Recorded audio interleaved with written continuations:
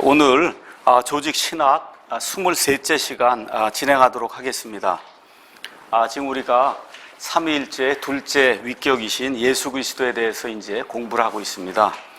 특별히 지난 시간에는 예수님의 인성에 대해서 이제 공부를 했고, 시간의 이제 끝부분에 가서 예수 그리스도의 신성, 예수님은 100% 하나님이시다. 이 내용을 우리가 이제 살펴봤습니다. 그래서 예수님이 성경에서 가장 으뜸 가는 그런 존재시다. 하나님 자신이시다. 하나님과 동등하시다.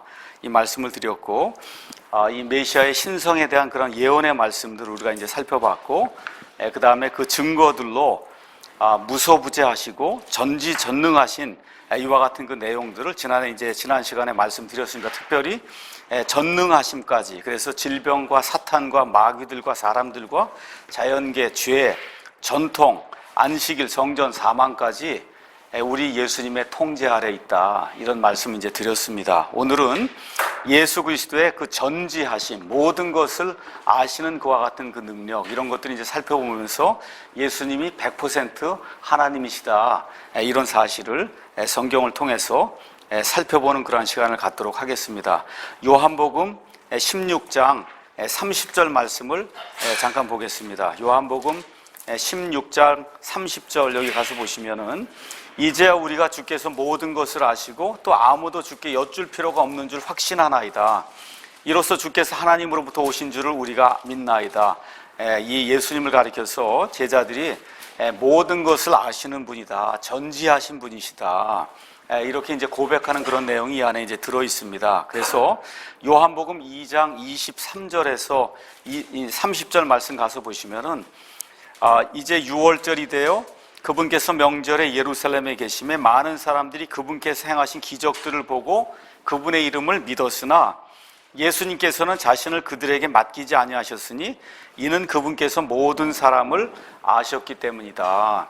그러니까 사람들의 손에 자기 자신을 내어 맡기지 않았다는 거죠. 왜 그러냐 하면 사람들이 변덕스러운 그런 존재다. 한때는 좋아하고 한때는 주님이라고 고백하다가도 또 어느 정도 시간이 지나서 자기 마음에 들지 않으면 언제든지 내팽개칠 수 있는 이와 같은 그 변덕성을 가진 게 사람이라는 걸 아셨어요, 예수님께서. 또 마태복음 9장 3절에서 4절, 또 12장 25절 이런 데 가서 보시면 서기관과 바리새인들의 사악함을 예수님이 아셨다고 성경이 이제 이야기를 하고 있고, 누가복음 9장 46절 47절 가서 보시면 제자들 가운데 이제 논쟁이 일어나서 누가 가장 높은 자인가 하는 것에 대해서 서로 시기하고 질투하는 그런 내용들, 예수님이 미리 아셨다 하는 그런 내용이 성경에 기록이 되어 있고, 요한복음 1장 가서 보시면 48절에 예수님께서 나다나엘을 한 번도 보지 아니하셨는데도 불구하고 내가 무화과나무에 있는 것을 내가 보았다. 이렇게 이제 말씀하시면서 하나님의 그 전지하심을 소유하신 분이라고 하는 그런 사실을 성경이 이제 이야기해주고 있습니다. 또 요한복음 4장 29절 가서 보시면 수가성의 그 사마리아 여인과의 그 대화를 이제 풀어나가는 그런 대목이 나오는데, 내게 남편이 지금 있는 자도 내 남편이 아니다. 내게 이미 남편이 여럿이 있었다 하면서 그 사마리아 여인을 처음 만났음에도 불구하고 그 여인의 과거를 예수님이 다 알고 계신 그와 같은 내용이 그 안에 기록이 되어 있습니다. 또 요한복음 6장 70절, 그 다음에 13장 11절 여기 가서 보시면 12 제자 중에 하나로 선정이 된 가룟 유다에 대해서 예수님께서 그는 마귀라고 그렇게 이제 이야기를 하고 있습니다. 그래서 예수님께서 이런 모든 것들을 이미 알고 계신다. 그래서 하나님의 그 전지하심을 소유하신 하나님 그분이시다. 이제 성경을 통해서 우리가 이제 알 수가 있습니다. 그 다음에 하나님이시라면 경배를 받으셔야 돼요.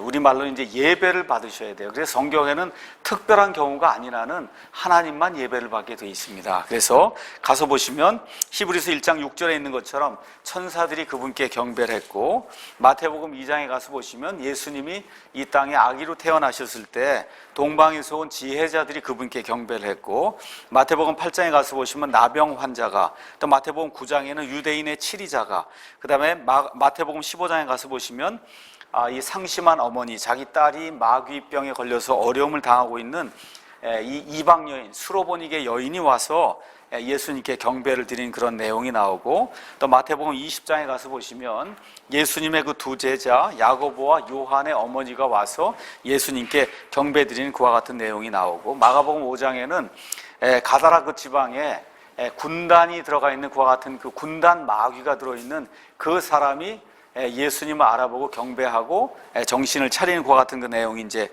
나와 있습니다. 또 요한복음 20장 28절에 가서 보시면 도마가 예수님을 알아보고 예수님께 경배드리게 되고, 그 다음에 마태복음 28장에 가서 보시면 빈 무덤에 찾아갔던 그 여인들이 예수님께 이제 경배를 드리고, 마지막으로 예수님을 3년 반 동안 쫓아다녔던 예수님의 그 제자들이 마태복음 14장 또 28장 가서 보시면 예수님께 경배를 드린 이와 같은 사실들을 우리가 이제 살펴보면서 예수님은 경배를 받아 마땅하신 분이시다, 하나님이시다, 이런 내용을 우리가 성경을 통해서 살펴볼 수가 있습니다. 그 다음에 하나님이라면 또 어떤 속성을 가지고 계셔야 하냐면, 하나님은 죄를 용서하실 수 있는 그런 분이에요. 사람은 죄 용서를 못합니다. 허물이라든지 잘못은 용서할 수 있어도 죄는, 성경에 나와 있는 죄는 하나님께 짓는 거예요. 그래서 죄를 용서하실 수 있는 분은 죄 때문에 공의의 손상을 입은 분이 하나님, 그분이시기 때문에 하나님만이 죄를 용서하실 수 있는데, 예수님께서 성경을 가서 보시면 직접 죄를 용서하시고 또 모든 권세를 지니고 계시고, 또 예수님이 생명 자체의 근원이시며, 또 요한복음 1장 3절, 골로새서 1장 16절, 히브리서 1장 2절 가서 보시면 모든 것을 창조하신 분이라고 성경이 그렇게 이야기를 하고 있고, 또 골로새서 1장 17절, 히브리서 1장 3절 가서 보시면 온 우주 공간에 있는 모든 것들을 유지하고 보존하고 지키시는 그런 분이다, 이제 성경이 그렇게 이야기를 하고 있습니다. 또한 하나님이라면 성도의 모든 필요, 또 심지어 믿지 않는 사람들이라 해도 그들의 모든 필요, 이와 같은 것들을 만족을 시켜줄 수 있는 그런 분이셔야 되는데, 요한복음 7장, 요한복음 14장, 마태복음 11장 이런 데 가서 보시면 우리 예수님께서 사람의 모든 필요를 채워주시는 그런 분이다, 만족시키는 그런 분이다, 성경 말씀 자체가 우리에게 분명히 보여주고 있습니다. 또 하나님이시라면 기도를 받는 분이에요. 그러니까 우리가 기도를 드릴 때 하나님이 우리의 기도를 받는데, 사도행전 7장 59절 가서 보시면 스데반이 기도하게 될 때 예수님께서 그 기도를 받으시거든요. 그래서 이런 걸 통해서 또 이 마태복음 25장 31절에서 32절, 또 요한복음 5장 22절, 사도행전 17장 31절 이런 데 가서 보시면 온 세상의 모든 것을 최종적으로 심판하시는 분이 바로 예수님이시다. 그래서 심판하는 그와 같은 그 집행하는 그러한 권위를 아버지 하나님께서 아들 하나님에게 이제 주셨다고 하는 그와 같은 내용이 성경에 기록이 되어 있고, 맨 마지막으로 예수님을 가리켜서 영광의 주, 왕의 왕, 주의 주, 성경이 그렇게 이야기를 하고 있습니다. 그래서 이런 모든 것들을 살펴볼 때 우리 예수님은 아버지 하나님과 동등하게 하나님의 모든 그런 속성들을 가지고, 그리고 하나님으로서 이 세상에 오신 사람이라고 하는 그와 같은 사실을 우리가 성경 말씀을 통해서 분명하게 이제 살펴볼 수가 있습니다. 자, 그 다음에 이제 신학적으로 논쟁이 되는 그와 같은 그 주제가 이제 나오는데, 영어로는 impeccability, 지금 그렇게 이야기해요. 그건 무슨 얘기냐면, 예수님은 죄를 지을 수 있었느냐 없었느냐 그 얘기예요. 예수님이 참 하나님이요 참 사람이시잖아요. 맞습니까? 자, 그러면 예수님이 과연 죄를 지을 수, 사람이니까, 하나님은 죄를 짓지 못하지만 사람으로 100% 이 땅에 이제 계셨으면 과연 예수님은 저와 아니면 여러분처럼 죄를 지을 그런 가능성이 있는 분이시냐, 그걸 impeccability, 그 얘기를 이제 하는 겁니다. 자, 그래서 성경 말씀을 통해서 그와 같은 가능성이 전혀 없었다, 그 내용을 이제 말씀을 드리겠습니다. 히브리서 13장 8절 가서 보시면 예수 그리스도는 어제도 오늘도 언제나 영원토록 동일하시다 그랬어요. 그렇죠? 예수님이 어제도 오늘도 영원토록 항상 동일한 분이시다. 그러면 예수님이 죄를 짓는다 그러면 그럼 과거에 죄를 지었다는 거 아닙니까? 그렇죠? 그래서 있을 수 없는 일이다. 예수님이 동일하시기 때문에 불가능하다. 그러니까 예수님이 불변성을 가지신 분이기 때문에 예수님이 죄를 지울 수 있었다 그렇게 되면 그건 과거에도 지울 수 있었다. 근데 과거에 성육신 전에는 예수님이 하나님으로 이 제2 위격으로 이제 계셨기 때문에 그 하나님이 죄를 지울 수 있었다 이런 얘기가 되는 거기 때문에 이건 성경적으로 불가능하다 이제 우리가 그렇게 이야기를 할 수가 있습니다. 그 다음에 또 우리 예수님은 전능하신 분이라 그랬어요. 자, 죄는 누가 지으냐 하면 전능하지 못한 존재가 죄를 짓는 거예요. 맞습니까? 내가 전능하다 그러면 죄를 지을 이유가 뭐 있어요? 전능한데. 맞습니까? 그렇기 때문에 전능하신 분은 죄를 지을 수 없다는 겁니다. 그 다음에 예수님은 전지하시다 그래서 모든 것을 다 아신다 그랬어요. 저와 여러분이 모르고도 짓는 죄가 있어요. 그렇죠? 근데 예수님이 모르는 게 있었으면 모르고 짓는 죄는 지을 수 있었다 그 얘기죠. 근데 예수님은 그런 죄도 지을 수 없었다는 거예요. 왜 그래요? 전지하시기 때문에. 자, 그 다음에 예수님은 신성을 가지고 계셨거든 이 땅에서. 근데 여러분 아시다시피 하나님은 죄를 짓지 아니하십니다. 그렇기 때문에 예수님은 이 땅에 계시는 동안에 결코 죄를 지을 수 없었다. 자, 그 다음에 이제 이 시험이라고 하는 것 예수님이 이제 당하셨는데 그 시험의 본질이 뭐냐? 한번 가서 제가 잠깐 읽어보겠습니다. 야고보서 1장 14절에서 15절에 있는 말씀. 오직 모든 사람이 자기 자신의 욕심에 이끌려 유혹을 받을 때 시험을 받나니. 자, 거기 시험 받는 그 조건이 나와 있어요. 거기 가서 보면 자신의 욕심에 이끌려 유혹을 받을 때 시험을 짓는다는 거예요. 시험에 든다는 겁니다. 그럼 우리 예수님이 사리사욕을 취하게 해서 무슨 욕심을 부린 적 있으세요? 그게 기본적으로 없으시기 때문에 시험 받는 게 불가능하다는 겁니다.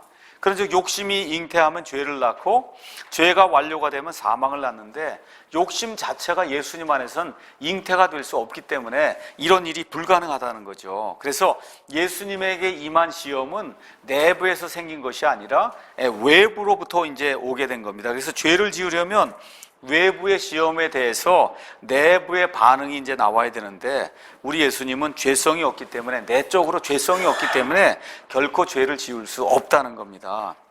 자, 그 다음에 예수 그리스도의 의지를 생각해 볼 때 예수님은 결코 죄를 지을 수 없다는 거죠. 예수님께서 어떤 도덕적인 결정을 내려야 할 때 그때는 예수님의 한 의지, 다시 말씀드려서 하나님의 뜻을 행하려는 그 의지만 작동한다는 거예요. 그래서 심지어 십자가에 돌아가시기 전날 겟세마네 동산에서 기도할 때도 뭐라 그랬어요? 내 뜻이 아니라 누구의 뜻이 이루어지길 원한다고요? 아버지 하나님의 뜻이 이루어지길 원한다. 그래서 100% 아버지 하나님의 뜻이 이루어지길 원하는 그런 삶을 사셨기 때문에 그래서 그분이 죄를 지으려면 그분의 인성의 의지가 그분의 신성의 의지보다 강해야 그게 가능한데 심지어 겟세마네 동산에서 이 땀이 피가 될 정도로 그렇게 기도를 드렸음에도 불구하고 그 시간에도 결코 그와 같은 일이 발생하지 않았기 때문에 우리 예수님이 죄를 지을 수 있는 그런 가능성은 전혀 없다. 이제 우리가 그렇게 이제 말씀을 드릴 수가 있습니다.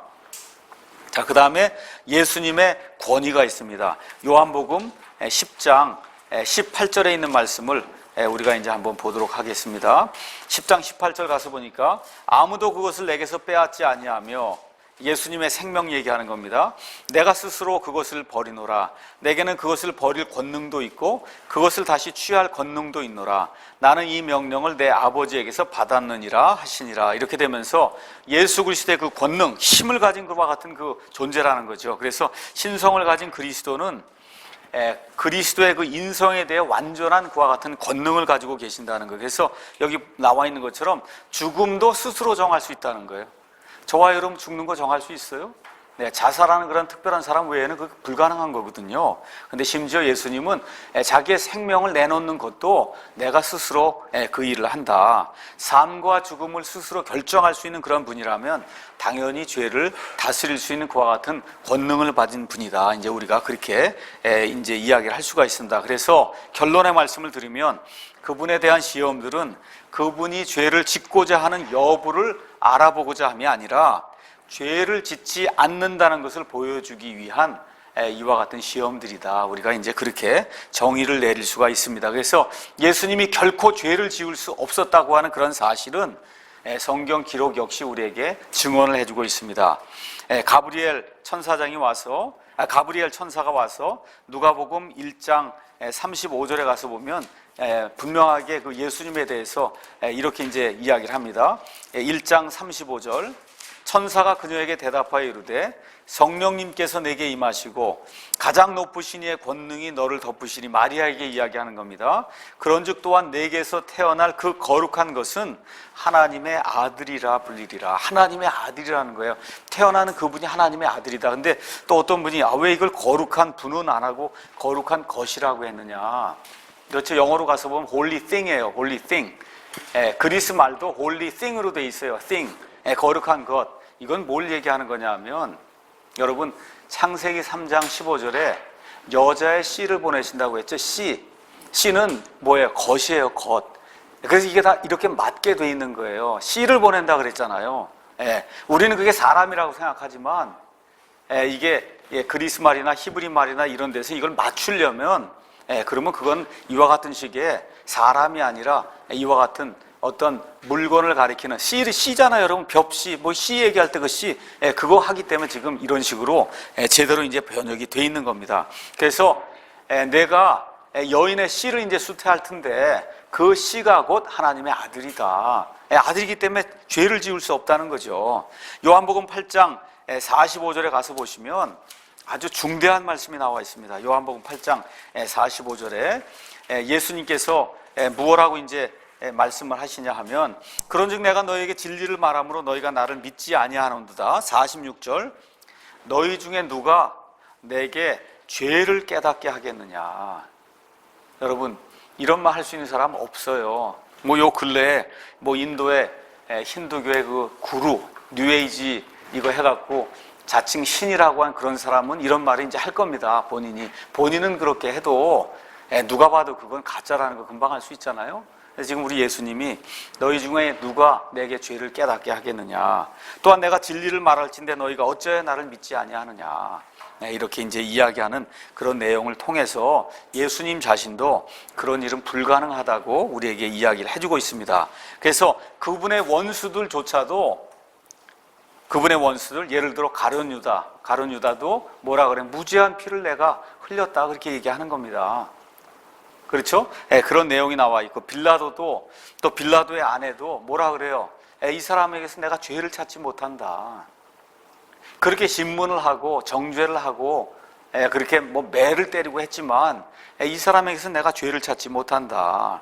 또 누가복음 23장에 이제 가서 보시면 강도 중에 하나가 회개하는데 그 회개하는 그 강도가 뭐라 그래요? 우리는 죄를 지었지만 이 사람이 무슨 죄를 지었느냐? 죄가 없다. 분명하게 이제 그렇게 이야기하고 또 예수님 십자가 처형 당할 때 그 옆에 있던 백부장도 이분은 하나님의 의로우신 분이다. 죄를 짓지 않는 그런 분이다. 분명하게 이제 이야기를 해주시고 사도 바울이 고린도 후서 5장 21절에 분명하게 이제 또 이렇게 이제 기록을 해놓고 있습니다.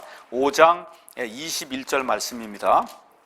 하나님께서 죄를 알지 못한 그분을 우리를 위하여 죄가 되게 하신 것은 우리가 그분 안에서 하나님의 의가 되게 하려 합니다. 분명하게 나와 있습니다. 죄도 알지 못하냐 아니에요. 죄를 알지 못한 그분을 우리를 위하여 하나님이 그분을 죄덩어리가 되게 했다는 거예요. 그래서 십자가에서 달려 죽으시는 바로 그 순간에 아버지 하나님께서 이 죄덩어리 이 예수님을 바라보실 수가 없어서 얼굴을 돌리시는 그와 같은 그 일이 이제 생기게 되거든요. 그래서 예수님은 죄를 알지 못한 분이다. 사도 바울이 하나님의 계시를 통해서 우리에게 알려주고 있습니다. 히브리서 4장 15절 또 히브리서 7장 26절에서 27절도 동일한 것을 이제 증언하고 있고 그 다음에 베드로도 이 사도행전 3장 14절에서 유대인들에게 행한 그 설교에서 예수님은 죄가 없는 분이다, 의로운 분이다 그렇게 이야기를 해주고 있고 나중에 그가 이제 기록한 베드로전서 1장 19절, 2장 22절에서도 동일한 것을 우리에게 이제 말씀을 해주고 있습니다. 그 다음에 사도 요한도 요한일서 3장 5절에서 역시 예수님은 죄가 없으신 분이다 그렇게 이제 이야기를 해주고 있습니다. 자, 그래서 예수님이 죄를 지을 수 있느냐 없느냐? 죄를 지을 수 없다는 겁니다. 죄를 지을 수 있으면 그럼 저와 여러분 같은 죄인이에요. 그렇죠? 그래서 그런 일은 불가능하다고 성경이 이제 이야기하는 겁니다. 자, 그 다음에 이제 우리가 여덟째로 예수 그리스도는 어떤 성품을 가지신 분인가? 이걸 성경을 통해서 좀 살펴보겠습니다.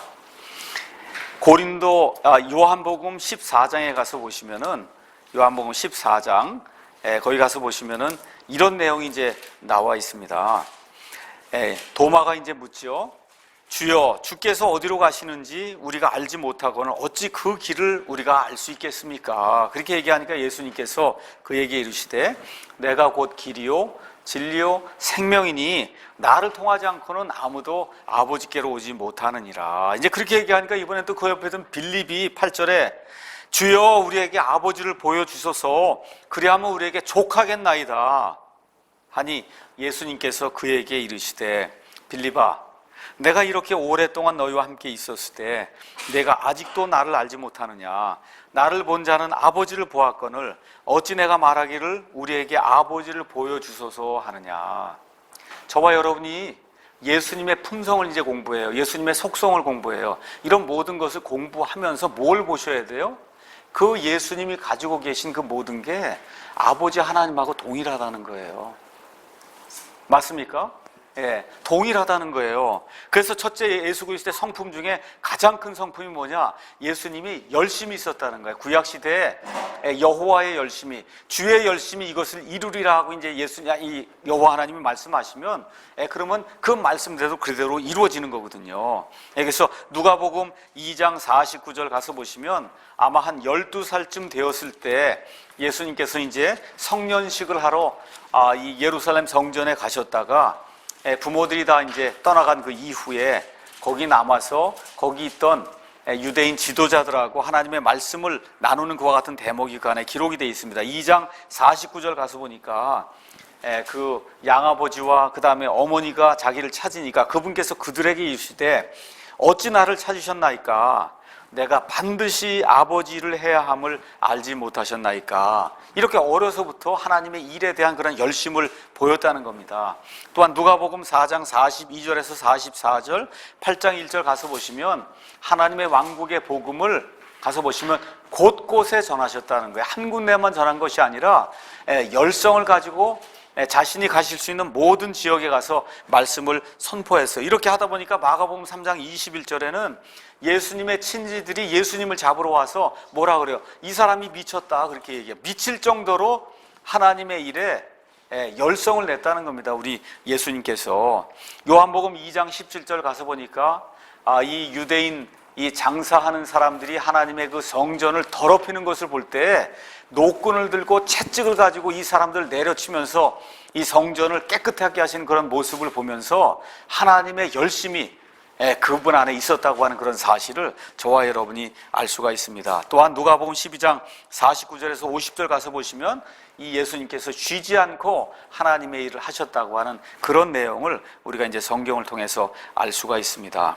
또 히브리서 5장 2절에 가서 보시면 예수님께서 우리 그 무지하고 연약한 자들, 이 사람들을 위해서 동정심을 베푸시는, 불쌍히 여기는 그런 마음을 갖는 분이시다.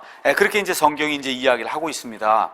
특히 마태복음 9장 36절에 가서 보시면 예수님께서 이 목자 없는 무리와 같이 유리하는 그와 같은 그 사람들을 보시고 9장 36절에 그러나 그분께서 무리들을 보시고 그들을 불쌍히 여기는 마음을 가지셨으니 이는 그들이 목자 없는 양같이 지치고 널리 흩어졌기 때문이다. 성경이 지금 그렇게 이야기하고 있습니다.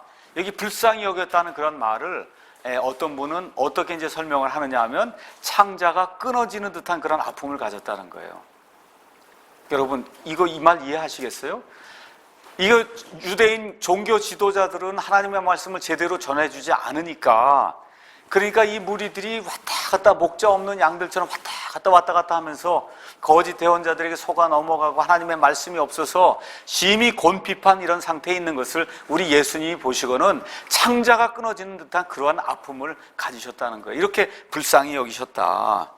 또 아픈 무리들을 보시고도 우리 예수님께서 마태복음 14장 14절 가서 보시면 불쌍히 여기는 그런 마음을 가지셨고 또 마태복음 15장 32절 가서 보시면 굶주려서 오랫동안 먹지 못한 그 무리들을 보시고 동일하게 이 긍휼히 여기는 그와 같은 심정을 보여주셨다. 또 특별히 과부와 나병 환자와 또 마귀 들린 그 아들이 마귀가 들려갖고 심히 곤경에 빠진 그 마귀 들린 아이의 그 아버지를 볼 때 그 예수님께서 불쌍히 여기는 그런 마음을 가지셨다는 겁니다. 또 마가복음 5장 19절 가서 보시면 마귀 들린 자를 보셨을 때 우리 예수님께서 그를 불쌍히 여기셨다고 성경이 이제 이야기를 하고 있습니다. 그래서 우리 하나님은 죄는 미워하시지만 죄인은 사랑하신다.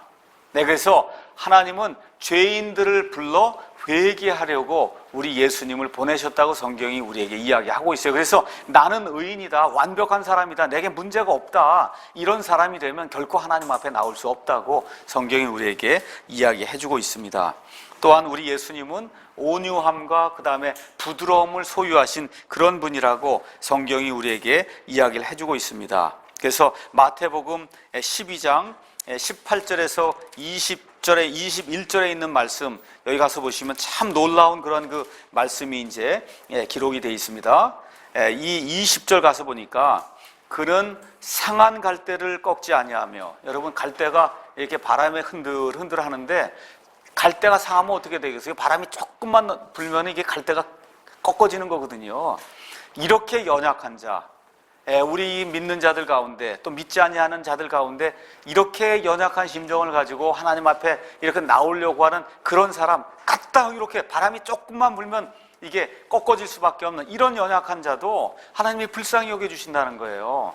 또 어떤 사람도 불쌍히 여겨주시냐 하면 연기 나는 심지, 이게 연기가 어떤 때 나요? 이렇게 촛불이나 이게 끌려고 할 때, 거의 꺼지려고 할 때 진짜 얼마 남은 것이 없는데 이렇게 되는 그런 상태에서 연기가 나는 거거든요.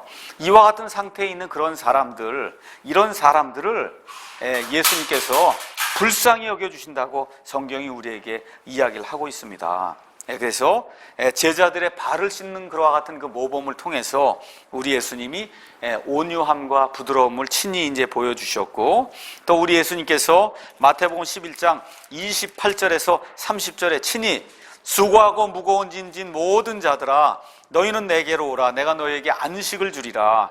나는 마음이 온유하고 겸손하니 너희 위에 내 멍에를 메고 내게 배우라. 그리하면 너희가 너희 혼을 위한 안식을 찾으리니 내 멍에는 쉽고 내 짐은 가벼우니라 하고 예수님께서 친히 자신이 온유하고 겸손하고 부드러운 분이라고 말씀해 주셨습니다. 또 예수님께서 이사야서 53장 7절에 가서 보시면 예수님이 이렇게 이제 묘사가 되어 있습니다. 53장 7절에 있는 말씀입니다.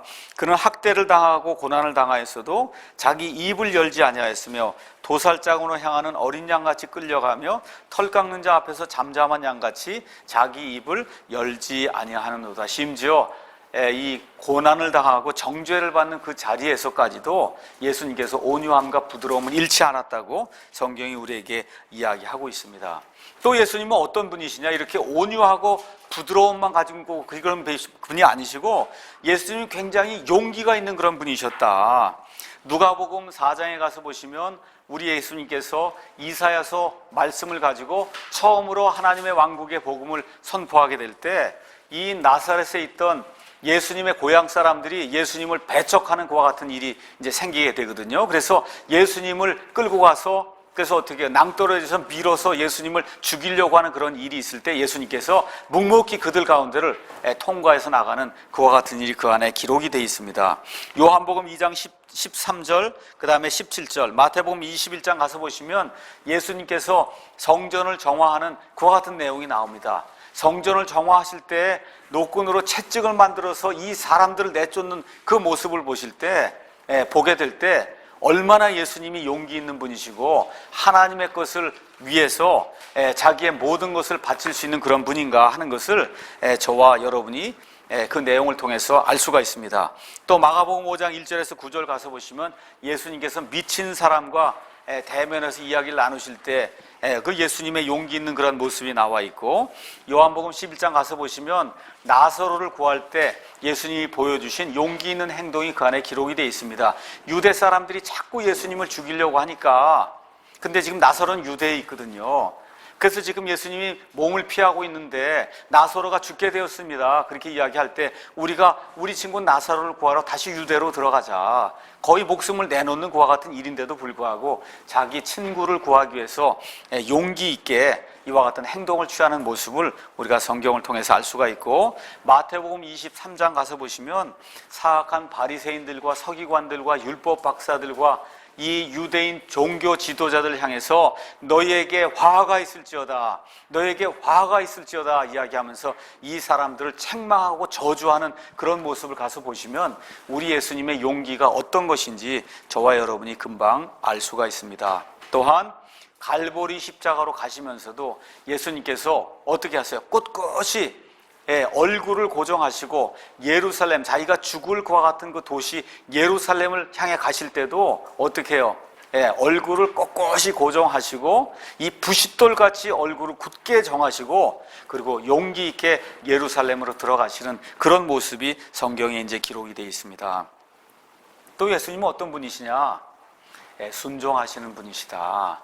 예수님께서 특별히 이 땅에 계시는 동안에 100% 사람으로 이제 계시는 그런 동안에는 이 하늘에 계신 그 아버지의 모든 것에 철저히 우리 예수님께서 순종하셨다고 성경이 그렇게 이야기를 하고 있습니다. 첫째로는 누가복음 2장 49절에 있는 것처럼 자기의 양아버지 또 자기의 친어머니 이 세상에 있는 이 양친들에게도 예수님께서 순종하는 그와 같은 모습을 보여준 그 내용이 그 안에 이제 기록이 돼 있고, 누가복음 22장 가서 보시면 겟세마네 동산에서 아버지 하나님께 간구할 때에도 우리 같으면 제가 이걸 안 하면 좋겠습니다 하고 떼를 쓰거나 그럴 텐데 우리 예수님은 그게 아니라 제 뜻이 아니라 아버지의 뜻이 이루어지기를 간절히 원합니다 라고 이야기하면서 예수님이 순종의 그 아름다운 그 미덕을 보여주시는 것을 성경을 통해서 우리가 이제 볼 수가 있습니다. 그래서 빌립보서 2장 8절에도 이제 그런 내용이 나오는데 이건 조금 이따 우리가 이제 한번 살펴보도록 그렇게 하겠습니다. 히브리서 5장 8절에서 이제 9절 말씀 가서 보시면 이런 내용이 이제 기록이 되어 있습니다. 그분께서 아들이실지라도 친히 고난받으신 일들로 말미암아 순종하기를 배우사 완전하게 되셨으므로 자기에게 순종하는 모든 사람들에게 영원한 구원의 창시자가 되셨다. 여기 가서 보니까 고난들을 통해 완전하시다 이런 걸 읽으시면서 이제 고난 받으신 이후에 우리 예수님이 죄가 없게 되었나 보다 이렇게 생각하시면 안 됩니다. 여기 나와 있는 완전하다고 얘기하는 것은 예수님께서 겟세마네 동산에서 그렇게 고난을 받으시면서까지도 내 뜻이 아니라 아버지의 뜻이 온전히 이루어지길 원합니다라고 하는 그런 의미의 완전을 지금 이야기하는 겁니다. 죽기까지 아버지의 뜻에 순종하는 그런 모습을 이제 보여주셨다는 거죠. 자, 그 다음에 또 예수님의 속성 중에, 품성 중에 하나가 예수님은 사랑을 보여주시는 그런 분이라는 겁니다. 그래서 예수님은 어떤 이 분들을 사랑했냐? 아버지 하나님을 극진히 사랑했습니다. 요한복음 14장 31절, 15장 10절. 그래서 영원 전부터 아버지와 아들과 그 다음에 성령님 이 세 분이 서로 사랑을 주고받으면서 그 사랑을 나누었거든요. 그 사랑이 땅에 있는 동안에도 예수님을 통해서 표출이 됐다. 또 예수님께서 제자들을 사랑하셨다. 근데 제자들 사랑하는데 어느 정도까지 사랑했다 그래요? 죽기까지. 그렇죠? 그렇게 제자를 사랑하셨다고 요한복음 13장 34절이 우리에게 이야기를 해주고 있고, 또 예수님이 사랑하신 그런 존재가 특별히 아이들이다. 왜 아이들을 사랑하세요? 아이들은 회심할 필요가 없다는 거예요. 이미 예수님의 마음에 합한 자가 되었기 때문에 예수님께서 아이들이 내게 오는 것을 막지 말라. 하늘의 왕국이 이런 자들의 것이다. 이런 자들은 회심할 필요가 없다. 이미 하나님이 자기 자녀들로 삼아준 자들이다 해서 이 아이들이 나중에 성장을 해서 회개 보고할 수 있는 그런 나이에 이르기 전까지는 우리 예수님께서 이들은 하나님의 아이들로 이미 정해진 자들이다. 그렇게 이제 이야기하면서 아이들을 사랑하시는 것을 이제 볼 수가 있고, 또 예수님께서 자기의 친한 친구들을 사랑하신 그런 내용들, 특별히 나사로를 사랑하신, 또 나사로의 누이들을 사랑하신 그런 내용들을 성경을 통해서 우리가 이제 알 수가 있고, 예수님이 사랑하신 장소가 또 하나 있어요. 그 장소가 어디예요? 예루살렘입니다. 그래서 이 예루살렘이 너무너무 귀중한 것이고 하나님의 성전이 있는 것이고 또 앞으로도 성전이 세워질 것이고 우리 예수님이 이 땅에 내려오셔서 재림하셔서 이 땅에서 천년 왕국을 이루셔서 왕좌에 앉아서 통치할 때 그 통치하게 될 그 수도도 어디예요? 예루살렘이에요. 천년 왕국의 성전도 예루살렘이에요. 그래서 예루살렘을 너무너무 사랑하셨어요.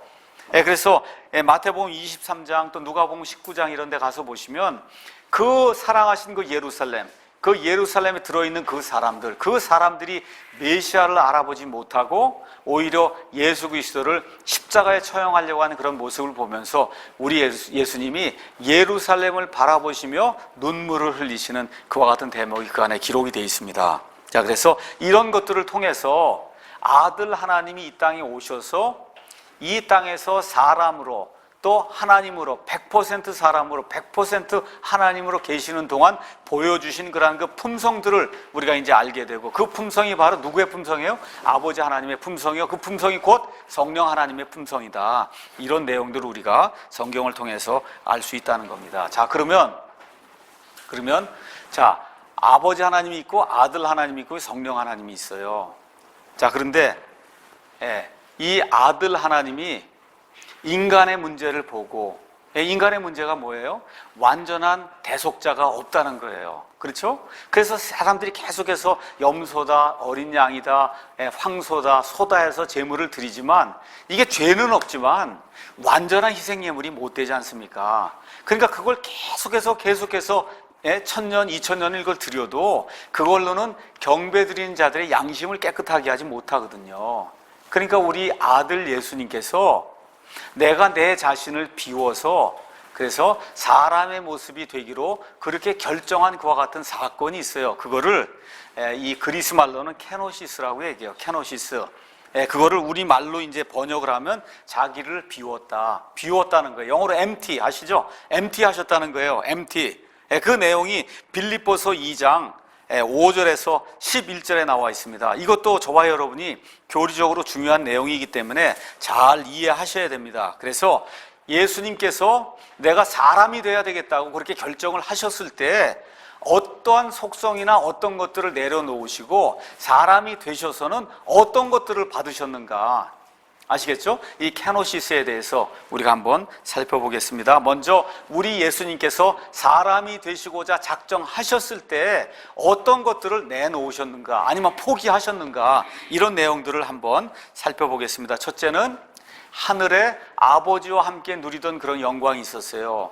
근데 이 땅에 사람으로 내려오시니까 어떻게 해요? 그 영광을 두고 떠나셔야 되는 겁니다.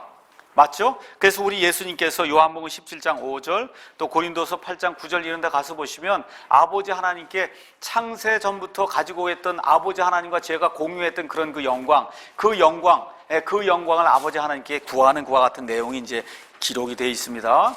그 다음에 어떤 것들을 또 내려놓으셨냐 하면 영어로 가서 보시면 우리가 이제 여기 2장 가서 이제 읽어보겠습니다. 2장 5절부터 11절에 있는 말씀을 먼저 읽겠습니다. 너희 안에 이 생각을 품을지니 그것은 그리스도 예수님 안에도 있던 생각이다. 예수님이 케노시스, 자기를 비우기 위해서 하신 생각이 있다는 거예요. 그 생각이 뭐냐 하면 그분은 하나님의 형체로 계심으로 하나님과 동등함을 강탈로 여기지 아니하셨으나 스스로 무명한 자가 돼서, 여기서 가서 보시면 7절에 영어로 made himself of no reputation 이렇게 기록이 돼 있어요. 스스로 무명한 자가 됐다. 요 스스로 무명한 자가 됐다고 하는 말이 그리스 말로는 케누예요. 케누. 이 케누에서 여기에서 비운다라고, 이 뜻이 비운다라고 하는 그런 뜻인데 우리 이제 킹제임스 성경에서는 이거를 무명한 자가 돼서 reputation, 명성이 없는 자로 자기를 만들었다는 거예요. 워낙 영광 중에 계신 그 분인데 영광을 떠나 내려오시면서 아예 명성이 하나도 없는 자로 만들었다는 자기 자신을. 그래서 예수님은 어디에서 태어났어요? 베들레헴의 마구간에, 그것도 어디에서? 마구간에 말 구유에서. 이 세상에 어떤 아기가 말 구유에서 태어나겠어요? 그런 아기가 없잖아요. 그렇죠? 그런데 예수님이 가지고 계신 그런 모든 영광을 뒤로 하고는 이 세상에서 가장 천한 데까지 거기까지 오셨다는 거예요. 근데 그것만으로 끝인 게 아니에요. 또 그 당시에 가장 천한 직업이었던 목수가 되고, 예수님이 죽을 때에도 그 세상에서 그 당시에 가장 흉악한 자들이 받는 십자가 처형을 받았다는 겁니다. 그렇죠? 예, 그 정도로 자기 자신을 비워서 하늘에 가지고 계던 그와 같은 그 명성과 명예와 영광과 이런 모든 것들을 아예 자기 자신을 위해서 하나도 취한 것이 없다. 거기 가서 뭐 no reputation, no라고 적혀 있잖아요. no reputation. 하나도 그런 걸 취한 적이 없다는 겁니다. 그래서 자기 위에 종의 형체를 취하시고 사람들의 모습이 되셨으며 사람의 모양으로 나타나서 자기를 낮추시고 죽기까지 순종하셨으니 곧 십자가의 죽음이라. 그러므로 하나님께서도 그분을 높이 올리고 모든 이름 위에 있는 이름을 그분에게 주사 하늘에 있는 것들과 땅에 있는 것들과 땅 아래에 있는 것들의 모든 무릎이 예수라는 이름에 굴복하게 하시고 또 모든 혀가 예수 그리스도는 주시라고 시인하여 하나님 아버지께 영광을 돌리게 하셨느니라. 이 내용이 지금 케노시스의 내용이 되겠습니다. 자, 그래서 무명한 자가 됐다. 이게 그리스 말 케노는 무명한 자가 됐다, 맞는 얘기예요. 또 다른 얘기로 하면 비웠다, 이제 그런 얘기입니다. 자, 그러면 이런 비우는 과정을 통해서 이 예수님이 버리지 않은 게 있어요. 그건 뭐예요? 그분의 신성은 버리지 않았으면, 예수님이 그분의 신성을 버리면 그러면 큰일 나는 겁니다. 그분은 처음부터 끝까지 과거나 현재나 앞으로 미래나 그분은 항상 하나님이셔, 하나님의 아들이세요. 그래서 그분이 이렇게 비웠다는 그와 같은 그 과정을 통해서 결코 신성은 버리지 않았다는 겁니다. 자, 그 다음에 땅에서 그분 자신이 하늘에서 가졌던 그런 명성은 숨기신 사례가 많이 있었어요. 아까 제가 말씀드렸죠. 베들레헴 마국간에 염을 통해서 태어나시고 십자가에서 죽으시고 이런 것들을 가서 보시면 하늘에 계신 그런 그 영광을 땅에 있는 동안 취하지 않았다는 겁니다. 그것도 스스로 안 한 거예요. 스스로. 아시겠어요? 남이 주지 않은 게 아니고 스스로 안 하신 겁니다. 케노시스에 대한 잘못된 견해가 있어요. 뭐냐 하면 그분은 전지하심, 전능하심, 무소부재하심 같은 하나님의 상대적 속성들은 비우셨지만 거룩함, 사랑, 진리 같은 근본적 속성들은 비우지 아니하셨다. 이렇게 주장하게 되면 이건 잘못된 견해라는 겁니다. 이것은 큰 오류예요. 비록 그분께서 상대적인 속성들을 사용하는 것, 하나님은 예수님 모든 걸 다 아심에도 불구하고 뭐라 그래요? 사람의 아들이 오는 그 때와 그 시는 모른다 그러죠. 그런 게 있으셨잖아요. 그렇죠? 맞습니다. 그런 거 사용하는 거 스스로 자제하신 거예요. 자제하신 겁니다. 그럼에도 불구하고 한 번도 그것들을 포기하지 않으셔. 그걸 포기하면 뭐예요? 하나님이 아니에요. 맞습니까? 하나님의 속성 중에 이 상대적인 속성들, 전지하심, 무소부재하심, 예수님이 여기 갈릴리 여기 계시면 예루살렘에 없지 않습니까? 그렇죠? 근데 예수님 원래 있을 수 있었어요. 그렇게 양쪽에 어디에나. 그럼에도 불구하고 자기를 제한하셔서 안 하셨지만 안 하신 거지 그걸 포기한 건 아니라는 거예요. 아시겠죠? 그래서 이 내용이 이제 대단히 중요한 겁니다. 그래서 예수님은 어느 때 자기의 전지하심을 자제하신 그런 사례가 있어요. 마가복음 13장 또 누가복음 8장에 가서 보시면 전능하심을 자제하신 그와 같은 내용이 있음에도 불구하고 단 한 번도 전지하심, 전능하심, 무소부재하심과 같은 이 하나님의 속성을 자기에게서 완전히 버린 그와 같은 일은 한 번도 없었다. 자, 여기 가서 보시면 빌립보서 2장 6절에 그분은 하나님의 형체로 계신다 그러니까 이게 예수님이 저 위에 성육신 하시기 전에 어떤 물리적인 모습을 가졌나 보다 이렇게 생각하시면 안 됩니다. 이건 무슨 얘기예요? 하나님의 모든 속성을 다 가지고 계셨다. 이렇게 저와 여러분이 이해를 하셔야 됩니다. 그 바로 밑에 가시면 종의 형체를 취하셨다. 이게 뭐예요? 이거는 종의 모든 속성을 다 가지셨다. 그렇게 이해를 하셔야 되는 겁니다. 그래서 형체는 그렇게 이제 이해를 하시면 되고, 그 다음에 이제 6절에 나와 있는 그 말씀이 킹제임스 성경에는 하나님의 형체로 계시기 때문에, 하나님이시기 때문에 하나님과 동등함을 강탈로 여기지 아니하셨다. 그게 무슨 얘기예요? 하나님하고 동등하시다 그 얘기죠. 그래서 이 예수님이 곧 이 아버지 하나님과 동등하신 그런 분이다. 킹제임스 성경 그걸 가르쳐 주는데 개역 성경은 뭐라고 기록했냐 하면 그는 근본 하나님의 본체시나 하나님과 동등됨을 취할 것으로 여기지 아니하셨다. 이건 반대되는 기록이에요. 반대되는 기록. 맞습니까? 네, 그래서 성경은 이렇게 기록이 돼 있지 않고 어떻게 해요? 하나님과 동등함을 강탈로 여기지 않았다는 거예요. 내 거니까 그걸 강제로 취하면은 내 게 아니니까 강제로 취하는 거잖아요. 근데 강탈로 여기지 아니하셨다. 이 말씀은 그렇기 때문에 하나님은 예수님은 그렇게 하지 아니하셨다 해서 이 케노시스에서 종의 형체를 취하시고 사람의 모습이 돼서 이 땅에 오시고 자기를 낮추시되 끝까지 낮추셔서 어디까지 순종하세요? 죽는 데까지 순종하시는데 그 죽음도 보통의 죽음이 아니라 그 당시에 가장 흉악한 범죄자들이 죽는 십자가의 죽음까지 이렇게 가장 비참하고 비천한 데까지 내려가게 될 때 그때 우리 하나님 아버지께서 이분을 위해서 해주신 게 있다는 거예요. 그래서 우리 예수님이 이 케노시스를 통해서 받은 게 있다는 거예요. 그게 뭐예요? 아버지 하나님에 의해서 가장 높은 자리로 올라가는 그와 같은 영광을 받으셨다는 겁니다. 그래서 사도행전 2장 33절에 있는 말씀을 가서 보시면 사도 베드로가 이런 말씀을 이제 하고 있습니다. 사도행전 2장 33절입니다. 그러므로 그분께서 하나님의 오른손에 의해 높여주시고 아버지에게서 성령님을 약속으로 받아 너희가 지금 보고 듣는 이것을 부어주셨느니라. 이렇게 이제 이야기하면서 36절에 가서 뭐라고 얘기해요? 그런즉 이스라엘의 온 집은 분명히 알지니 확실히 알지니 너희가 십자가에 못 박은 그 동일한 예수님을 하나님께서 주와 그리스도로 삼으셨느니라. 예수님이 어떤 일을 하셨다는 거예요? 케노시스, 자기를 완전히 비워서 그 비천한 지경에까지 이르러서 십자가에 죽기까지 순종하시게 될 때 주와 그리스도로 삼아주셨다. 그렇게 지금 성경이 이제 이야기를 하는 겁니다. 이렇게 되면서 거기 빌립보서 2장에 나와 있는 그 말씀을 가서 보니까 9절에 그러므로 하나님께서 그분을 높이 올리시고 모든 이름 위에 있는 이름을 그분에게 주사, 그 이름이 무슨 이름이에요? 예수.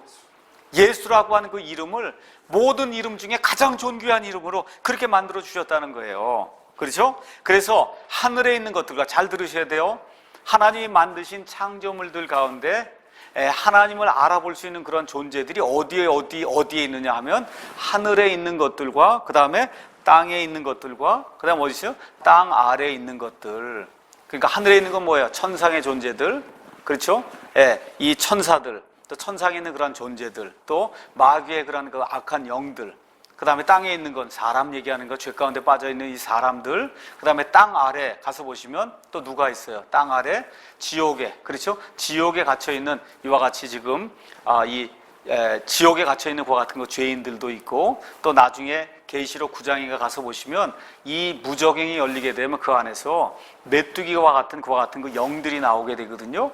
그런 것들이 지금 저 땅 아래 가 있단 말이에요. 그렇죠? 그래서 영을 가지고 있는 존재 아니면 이런 존재들은 세 군데만 존재하는 거예요. 아시겠죠? 그래서 이 하늘과 그 다음에 땅과 땅 밑에 있는 이런 모든 존재들이 어떻게 한다는 거예요?